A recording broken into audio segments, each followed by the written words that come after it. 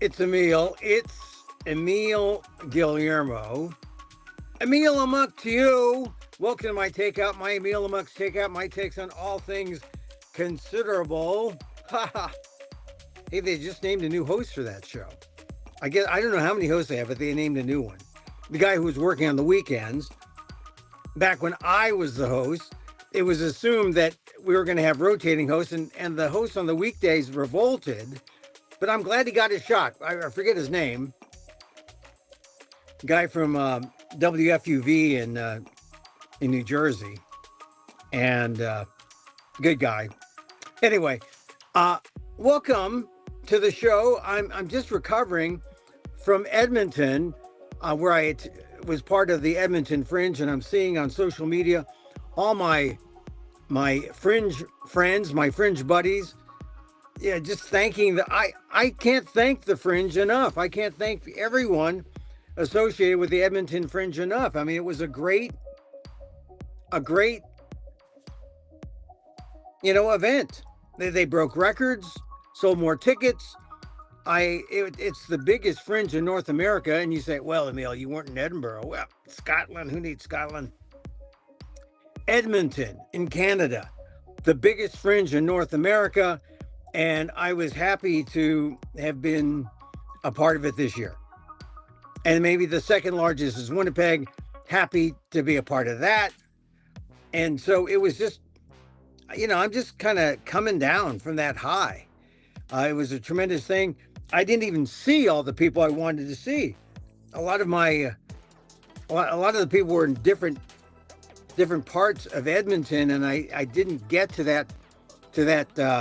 Like, say, the French Quarter. I got to the French Quarter once. I didn't get to see people like Paco Erdmann. Paco, great comic, German comic. And so I'm just recovering, but I'm looking forward to the next Fringe. The next Fringe is the Vancouver Fringe, September 4th through 14th, and I'm appearing there.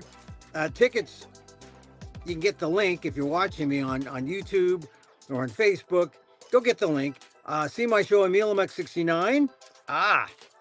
Need an explanation for that? Well, you can see the show upright or upside down. It's your choice. Fun show. Not as fun as South Park. I explained that in the show. But if you're near Vancouver, it's just, drive up from Seattle. Try to make it September 4th through 14th. Yeah, September 4th through 14th. Emil Amok. I know I say September 14th through 24th. That is wrong. Emil, how can you say that on the little ticker there? It's September 4th through 14th. We'll correct that right away because we could do that. Because, it's my show and I'm human and we can make errors, right? I mean, of course we can make errors. So there, September 4th through 14th. I was thinking about this because, AI, they're talking about how AI is getting a kind of, it's getting some pushback from human beings and from artists and from people who are worried about our humanity. And I'm thinking I'm the perfect person to push back from AI. Well, first of all, AI is not infallible. AI makes mistakes, but AI is supposed to be perfect, and people rely on AI. I mean, and businesses are going to rely on AI to increase productivity, make you smarter, make you work faster.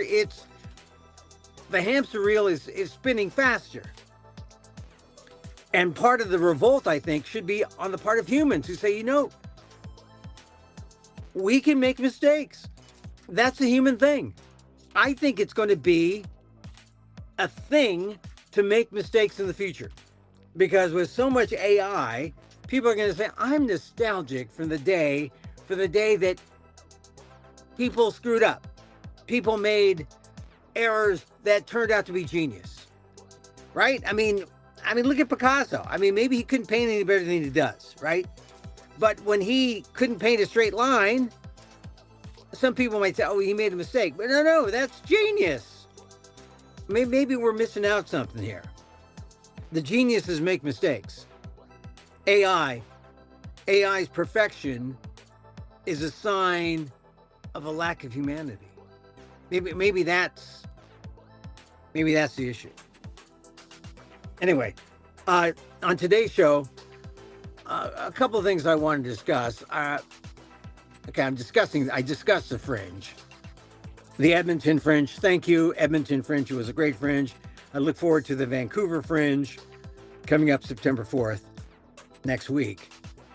I also want to talk about Leon Panetta and also the Minnesota shooter. I didn't do a show yesterday because I had it. There are so many shooting stories we've had, and we don't learn. I mean, you can go back on the ALDEF blog where I've written for, since 2010, the number of shootings, the Asian Americans who were either involved on both sides, the shooter, suspect, victim. And, we've seen so many of these stories, and we wish that something would happen, then nothing happens. Chicago, remember, in Illinois, the shootings in Indianapolis, the shootings in Pittsburgh, the various, places of worship, the Sikh temple, the Jewish synagogue. This was a Catholic church, and people are saying, well, it could be a hate crime. And all the coverage that I did see, it seemed like everyone was so quick to say, yes, let's embrace the victims. They're the victims of this evil. I agree with that. I don't disagree. But I think they're forgetting something. The victims, yes, mourn the victims, embrace them. It's sad that they had to live through that. It's incredible that they had to live through that. The survivors and the families of those who died, the two young kids who died. But the news coverage was almost stilted on behalf of that, and not much on the perpetrator. And I know that perpetrators are looking for fame and glory and all that, and so no one wants to give them that satisfaction. The perp killed himself. He died at the scene, the shooter. But I think we go too far overboard if we don't give enough attention to the perp.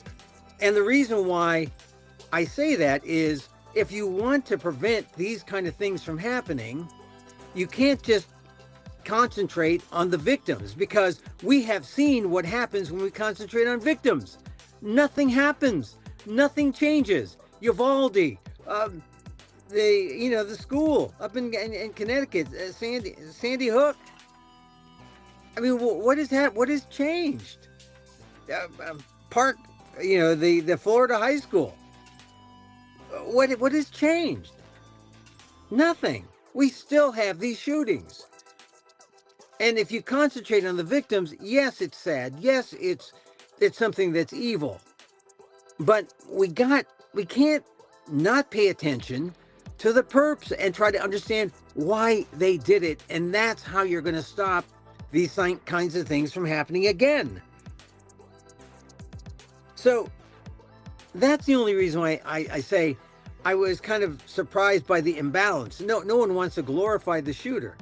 This isn't a matter of glorifying the shooter. This is a matter of trying to understand why these people shoot, why these people go into this situation. Is it the accessibility of guns? Is it because they're looking for love? In that case, they needed help. Why couldn't they get the help? If we paid attention to previous shootings and understood the perp, maybe we could begin to prevent more. of these things from happening. Concentrating on the victims, though, while important, gets us away from where we should show our real empathy. We should show some empathy for the perps, because if we did, maybe we could stop more perps from appearing. That's kind of the hope, and why there should be a more balanced approach. Yeah, it's sad. Victims, dead. I have great, tremendous empathy for them. But, I'm reading some things about the shooter, right? And the shooter, turns out,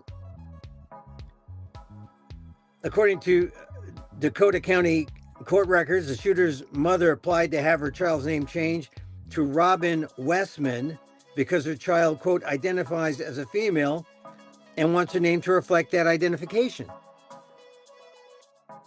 And that detail stirred a number of hateful online posts toward transgender people, which shouldn't be the case. It should be not hate toward these people, but trying to understand what part of this situation, if any, were caused by her transgender identity.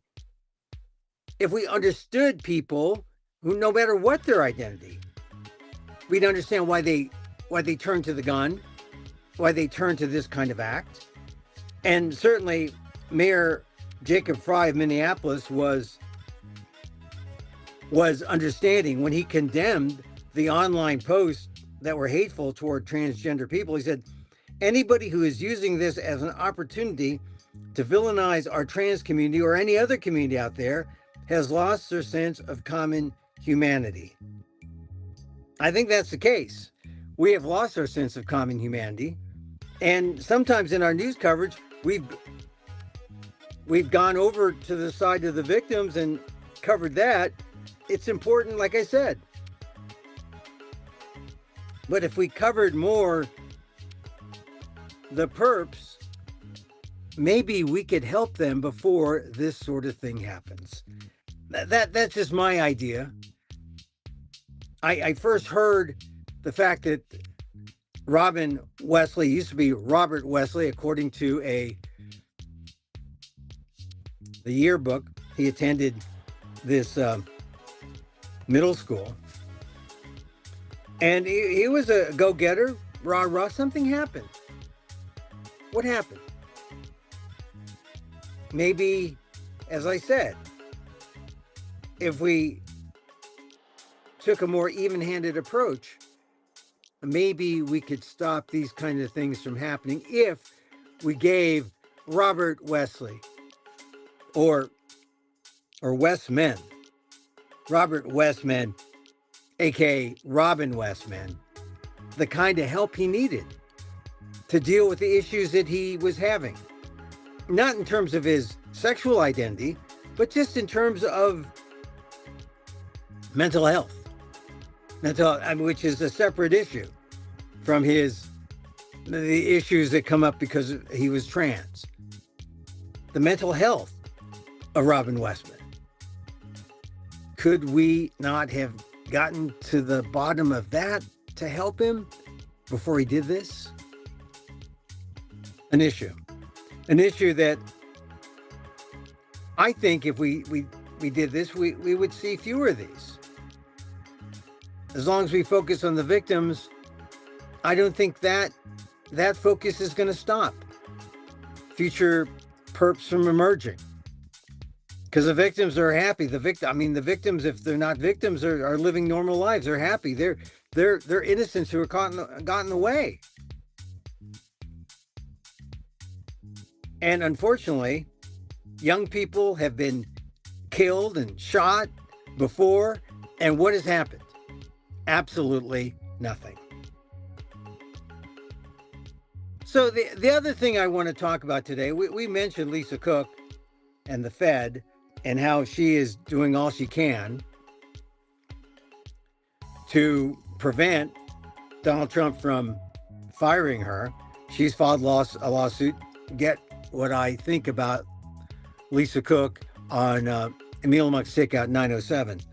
But I was struck today by something that was in the Wall Street Journal that really,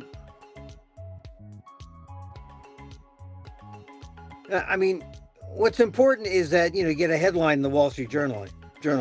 In Trump's second term, a bolder president charges ahead unchecked. This is a problem because we're no longer a functioning democracy. We're kind of a functioning dictatorship. I hate to say that word, but it's more true than not. And one of the issues was addressed by Leon Panetta, also in the Wall Street Journal. Panetta is he's sort of like the ideal public servant.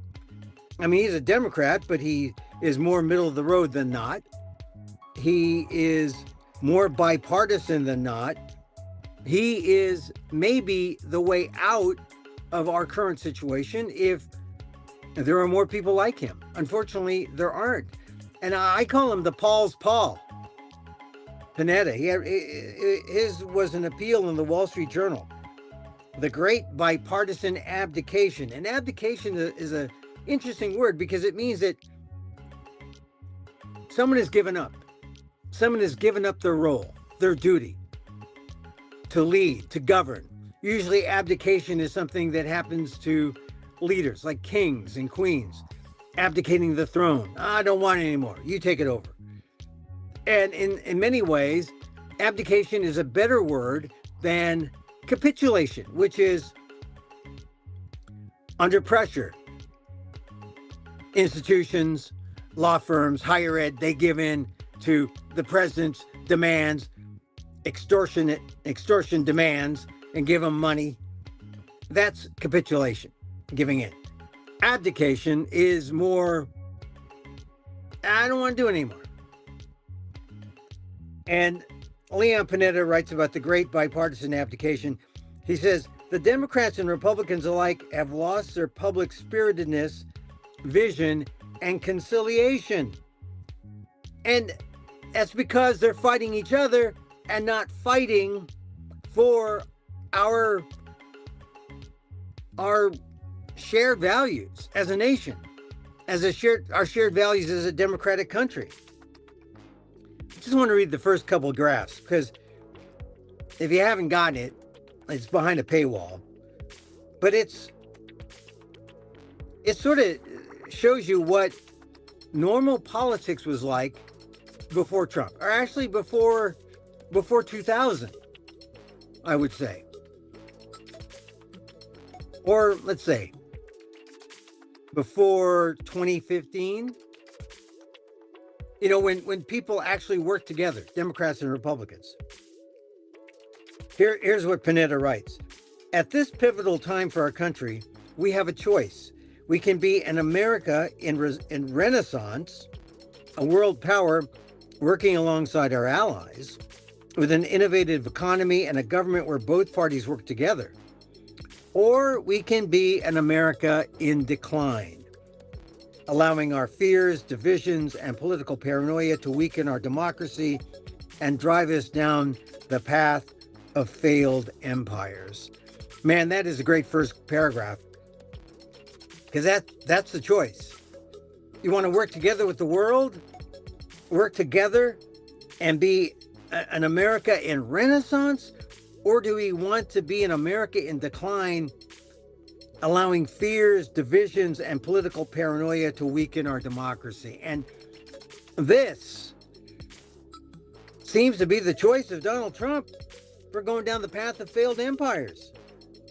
Panetta writes, the path we take will be determined by the leaders we elect and whether they work together. Unfortunately, both parties have largely abdicated, there's that word, abdicated their responsibility to govern. The Republican Party has a history of budget discipline and law and order, but has surrendered much of that heritage to whatever President Trump wants. Democrats have a history of passing landmark bipartisan legislation, from Social Security to Medicare, but have been isolated by the Republicans. While unified in opposing Mr. Trump's policies, Democrats have yet to offer a coherent alternative vision on fiscal and tax policy, on trade and immigration, and on law and order. And that really sums up where the Democrats are, right? Democrats are still struggling to learn the lessons of the 2024 election, Panetta says. They assumed that passing legislation would be enough, when the key in politics is understanding voters' fears and concerns. The election wasn't only about an aging president, it was about families worried about inflation, jobs, the border, respect for the law, an increasingly dangerous world. Democratic leaders focused on the extreme views of the party's base rather than average Americans' pocketbook issues. Now, Republicans are making the same mistake, and that is where bipartisanship is occurring. We're making the same mistakes. We're not working together to correct the mistakes. And Panetta's right. The Democrats failed to connect with people on pocketbook issues. And now the Republicans, who won the trust of Americans, are failing to address pocketbook. Where's the help on inflation? Where's the help on grocery prices, on the affordability in America? The Republicans haven't done it. Back to Panetta. Partisan divisions have paralyzed both parties and made it impossible to work together to govern. The resulting vacuum has led to one-party rule that doesn't address America's crises, rubber stamps ill-considered legislation that bypasses the committee process, and is manipulated by political diversions that distract from the dysfunction in Washington. Man, sometimes it takes an old-fashioned Politico like Leon Panetta to see it and say it clearly, like he does in this op-ed. I'm reading this from the Wall Street Journal because I don't want you behind a paywall. I want you to see what Panetta says. I've met Panetta a couple of times because I worked for Mineta. And Mineta, the late, great representative from California who also served as cabinet member under Bush and Clinton, although I can't see Norm Mineta performing at a cabinet meeting like the cabinet members did this week for Trump, which was, I think the term is butt snorkeling, is the term I heard used by some people. It was disgusting. Well, Panetta talks about the time when, during his 50 years in public life, where he actually worked for a Republican senator in 1966 after the Army. And people worked together. And that was the great thing about his service, Panetta's service, in 50 years. I mean, this is the thing about Leon Panetta. He served as CIA head, Defense Department head. He was chief of staff. Once you get a guy who's in the public service, that's an invaluable person. And the Democrats had that in Leon Panetta. So I read this because he has something to say about reaching across the aisle and working together for the good of the American people. Now back to Panetta. He says, compare all that good bipartisanship during that period of the 60s and 70s with today's bitter partisanship in the face of America's economic crises. Our record national debt grew by $4.1 trillion when the Republican Congress, without any Democratic votes, passed the president's One Big Beautiful Bill Act. The legislation gives tax breaks to the wealthy and cuts Medicaid and nutrition programs for the poor. Interest payments on the national debt will explode to nearly $2 trillion a year within a decade. The Social Security and Medicare trust funds will become insolvent by 2032, but neither political party shows any interest in the entitlement or tax reforms needed to reduce the debt. The shaky bond market reflects concerns about the expanding debt and rising inflation. An unpredictable tariff policy is driving up prices. This is the problem we're in. We need bipartisanship to solve our problems, our issues, and everyone is at each other's throats. We're each other's worst enemies. So it is sad to read this. He says,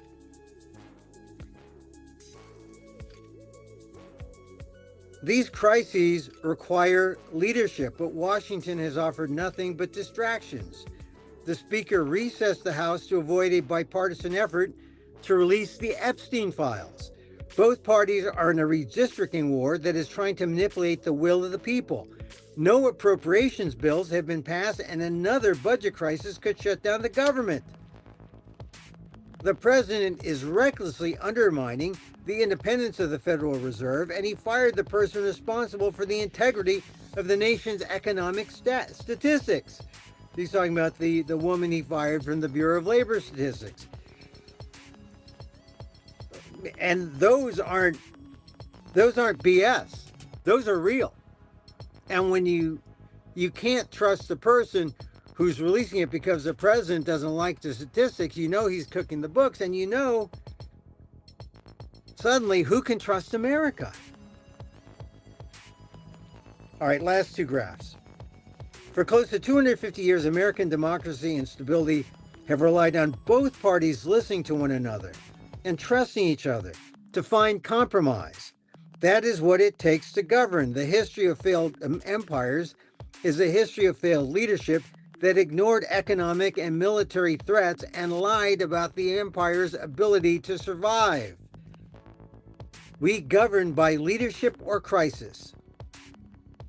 If leaders make tough decisions and take the political risk inherent in making the right decision, we can avoid crisis. The American people deserve better. They vote for leaders to go to Washington to govern and to put nation ahead of party. It's time for the president and Congress not to fight over power, but for the good of the country. And that's Leon Panetta in the Wall Street Journal.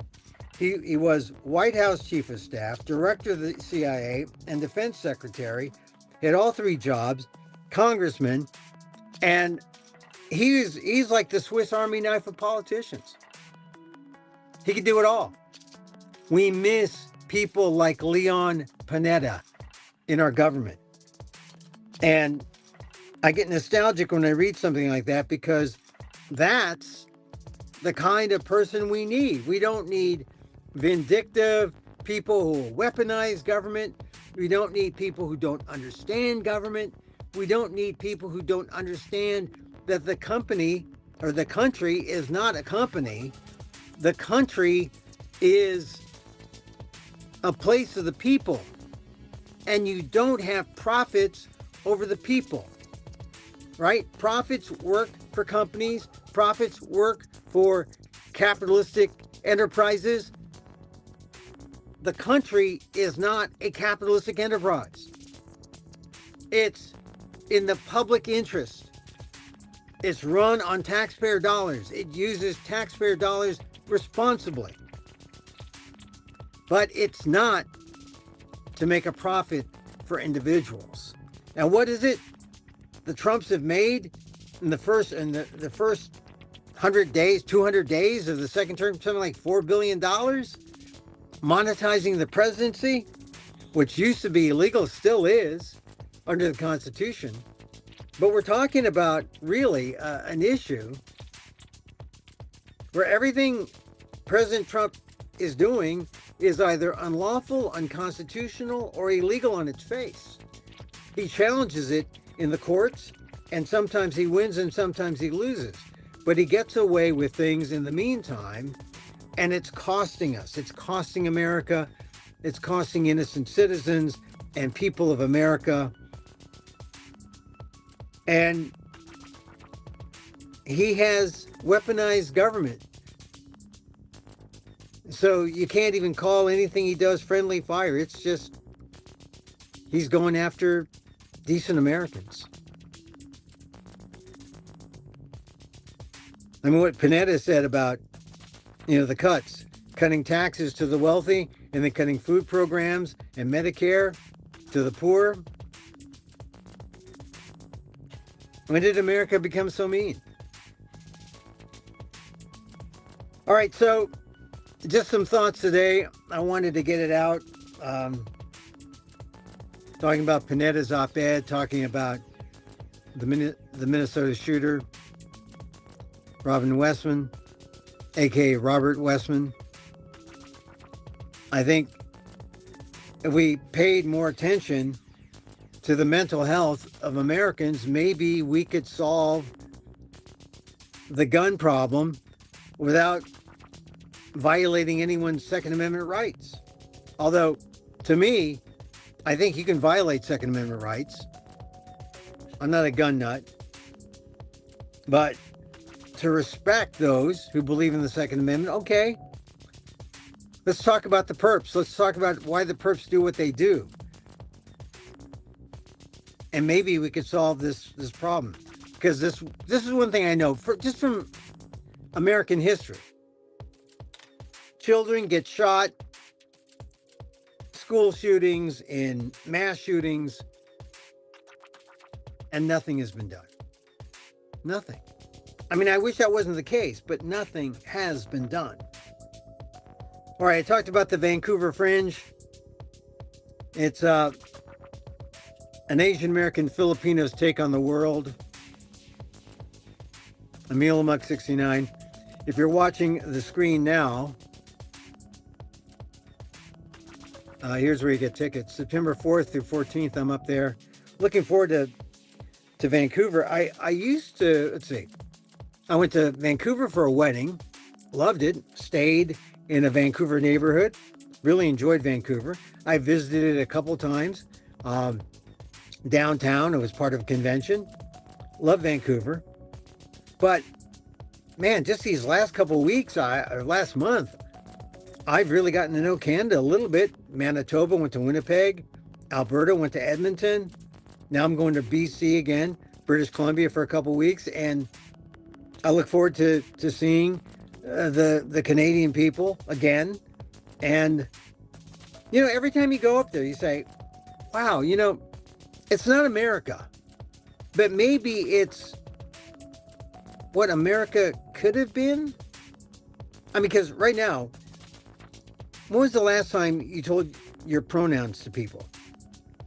It's a matter of course in Canada. When was the last time you had land acknowledgements for the First Nation peoples, the Native Americans? Before every show I did, there was a land acknowledgement. I mean, all of that would be considered like too woke for America. We want to go back to sleep in America. They're still awake in Canada. Thank goodness for that. Anyway, all right, Vancouver Fringe, September 4th through 14th. There's the link, get the tickets. That's it for me. We're going to end this because, you know, gone are the days when I go on for like 3 or 4 hours. I mean, I didn't have to go on for 3 or 4 hours. We'll chop this up. You'll see 60 seconds at a time. And, you know, I'm surprised, we've done about 908 of these over the course of 3 years, which amazes me. They're out there in the internet. All right, so we like to leave you with a little loving kindness because we're nothing if not about the love. Seriously, the love. Yeah, of course. And so, as I wish for me, I wish for you. May you be safe. May you be happy.